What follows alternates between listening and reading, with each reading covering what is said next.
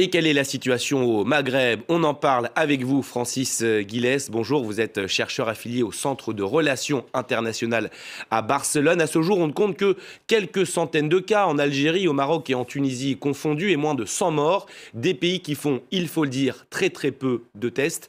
Du coup, la réalité est tout autre sur place. Oui, bien sûr, il y a très peu de tests et peu de moyens. Néanmoins, le contraste entre l'Algérie et la Tunisie est assez marqué. En Tunisie, il y a un nouveau gouvernement qui a pris un certain nombre de mesures et le respect des règles de confinement dépend beaucoup des régions et des classes sociales. Par exemple, dans le Sahel, les règles sont respectées dans la partie monastir, sous-sac du pays. À Tunis, dans les quartiers, disons, bourgeois ou relativement aisés, tout se passe bien. Par contre, dans les quartiers populaires, il est très difficile de confiner les gens parce qu'il y a un problème de manque d'espace chez soi et de manque d'éducation. À l'intérieur du pays, ça n'est pas comme sur la côte. Donc, c'est contrasté.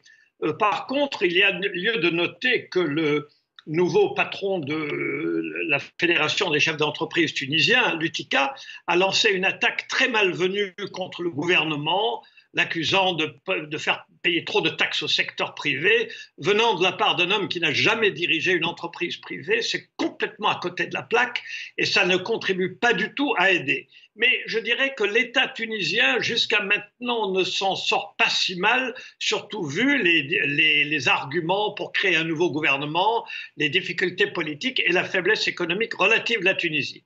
En Algérie, on est dans un autre cas d'espèce. Pour illustrer le propos, je raconterai deux histoires. La première, c'est que la compagnie chinoise, la CSEC, qui construit la grande mosquée d'Alger, un chantier de 10 milliards de dollars, a envoyé 450 000 dollars d'aide à l'Algérie médicale. Et où est allée cette aide? Directement à l'hôpital militaire d'Alger, à Innaja. Donc ces messieurs, en haut lieu, s'occupent de leur santé et se fichent du reste. Deuxièmement, il y a eu quelque chose de parfaitement abject la semaine dernière, c'est qu'un avocat qui était emprisonné au titre du Hirak, maître Karim Tabou, a été libéré. Et puis dès qu'il a été libéré, on l'a réarrêté sous un autre prétexte, sous ordre d'en haut, et il a fait une hémiplégie. Et donc, il est dans un état de paralysie. C'est absolument incroyable à quel point ce président, qui a été mal élu, puisque les trois quarts des Algériens n'ont pas voté pour lui, maintenant manifeste une incompétence, un mépris de la population qui est très frappant. Je voudrais revenir sur vos propos sur la Chine. On le sait, donc la Chine est en train d'aider notamment les Algériens. La Chine peut-elle se servir de cette crise sanitaire dont elle est sortie pour développer son implantation sur le sol africain ? La Chine est déjà très présente en Algérie, a des contrats très importants et était très liée à Saïd Bouteflika. Mais ce qui est frappant, c'est que ce n'est pas l'aide de la Chine aux Algériens, c'est l'aide d'une compagnie chinoise qui a gagné énormément d'argent en Algérie à l'hôpital militaire d'Alger qui est réservé aux officiers supérieurs. Donc il ne faut pas parler de l'aide de la Chine aux Algériens. C'est insulter le peuple algérien. L'aide des Chinois aussi fait partie de leur propagande. Donc peut-être que dans d'autres pays, ça se passe d'une autre façon. Mais à Alger, ils ne sont pas en train d'aider les Algériens. Il n'y a même pas un confinement général en Algérie. Donc on ne peut pas parler d'aide de la Chine au peuple algérien, pas du tout. L'Algérie où le corps médical se dit très inquiet, on a lu ses propos ces derniers jours. Mais le corps médical, tant en Algérie qu'en Tunisie, et je présume au Maroc, ce sont des médecins. Et dans des périodes de très grande difficulté ou de crise, comme celle que connaît l'Afrique du Nord, la réaction du corps médical n'est absolument pas différente de la réaction du corps médical espagnol, italien ou français. Ce sont des gens comme nous.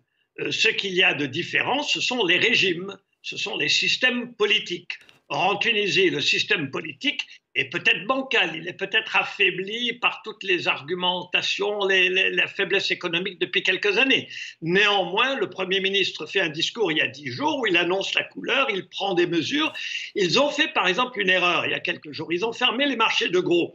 Et puis ils se sont rendus compte qu'en fermant les marchés de gros, ça perturbait la distribution des fruits et légumes et poissons, etc. et donc que les queues étaient encore plus longues que d'habitude. Donc, ils sont revenus sur leur décision et ils ont décidé de réouvrir les marchés de gros. Donc, on peut critiquer le gouvernement, mais au fond, le gouvernement fait ce qu'il peut. Tel n'est pas le cas à Alger, où le ministre des Habous a dit il y a une quinzaine de jours que le Hirak, le mouvement populaire, était affecté par l'étranger, façon de dire qu'il y avait quasiment un virus, ou que le ministre du Commerce se balade dans les marchés d'Alger il y a 2 semaines en vérifiant le prix des pommes de terre lui-même. Alors on est dans une situation complètement grotesque où il n'y a ni gouvernement, ni État, en tout cas pour la majorité des Algériens. C'est ce que les Algériens retiendront de cet épisode. Merci pour votre éclairage, Francis Guilès, sur France 24.